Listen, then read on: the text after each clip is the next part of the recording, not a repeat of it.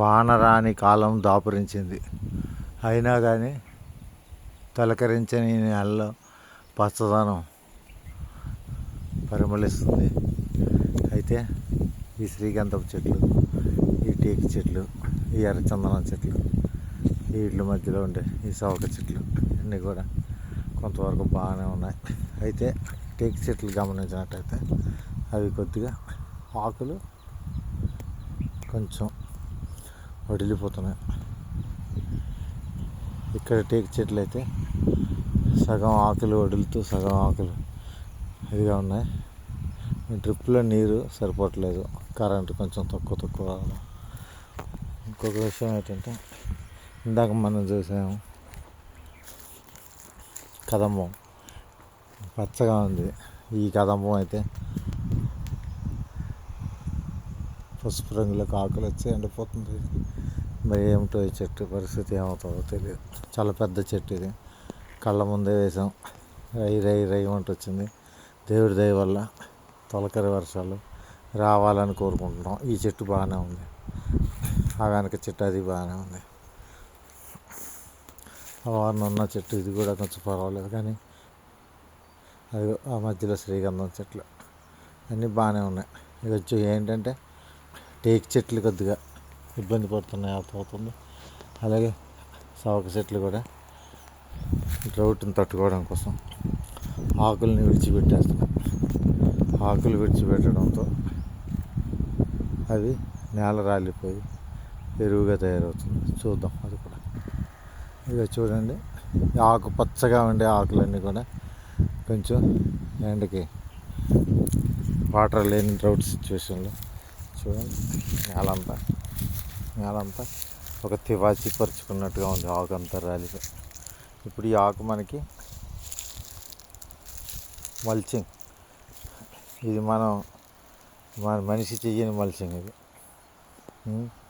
అది ఇదంతా మనిషి చెయ్యని మల్చింగ్. ఈ కోతులు చేసే ప్రూనింగ్ ఇది. ఈ చెట్లన్నీ కోతులు చేసే ప్రూనింగ్ ఇది.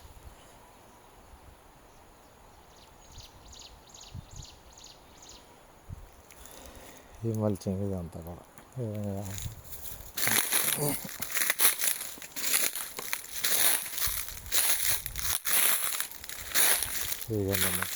పెద్ద మొక్కలు,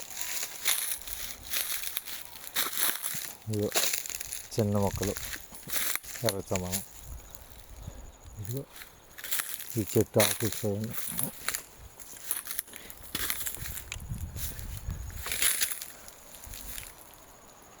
ఆకులు చూడండి ఎండిపోతున్నాయి, రాలిపోతున్నాయి కిందకి. ఇది కొమ్మ విరిగింది, శ్రీగంధం కొమ్మ విరిగింది. అయినా కానీ ఆ చిగురులు వేసుకుంటూ వస్తాం. ఇది చెట్టు, శ్రీగంధం చెట్టు.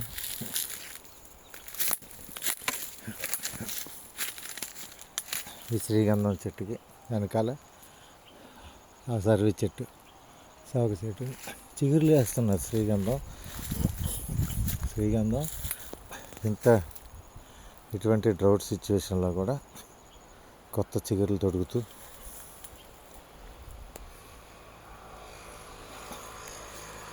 వస్తుంది.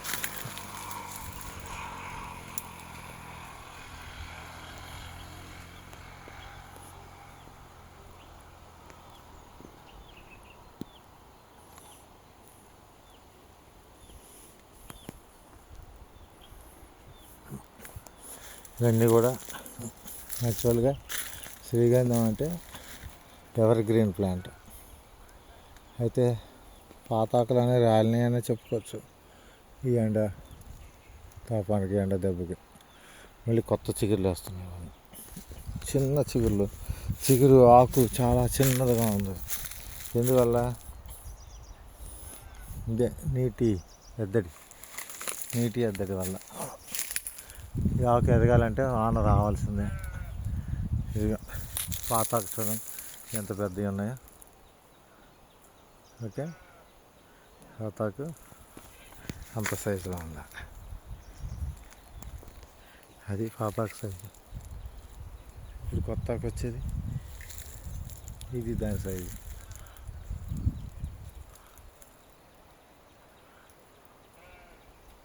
అది పాత ఆక్సైజ్, దాని పక్కన కొత్త ఆక్సైజ్ ఇది. అది ఇలా ఉంది. ఇప్పుడు ఇది రావాలి, పోషకాలు అందాలంటే వాన రావాలి. తోట అయితే మాత్రం వరుసగా శ్రీగంధం చెట్లు. తోట అయితే మాత్రం దాహార్తితో, చాలా దాహంతో ఉంది. వానదేవుడు కరుణించాలి, వానలు రావాలి. ఇది ఈ సౌక చెట్టు అయితే మొత్తం ఆకంతా లేదు దానికి, ఓన్లీ దాని విత్తనాలు మాత్రం ఉన్నాయి, కాయలు. ఇక్కడ ఈ చెట్టు పర్వాలేదు కొంచెం. ఈ ఎర్రచందనం చెట్టు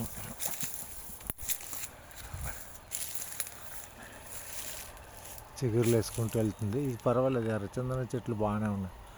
ఎర్రచందనం చెట్టు డ్రౌట్ని బాగా తట్టుకునే చెట్టు. ఈ అడవి చెట్టు అందువల్ల డ్రౌట్ని బాగా తట్టుకుంటుంది.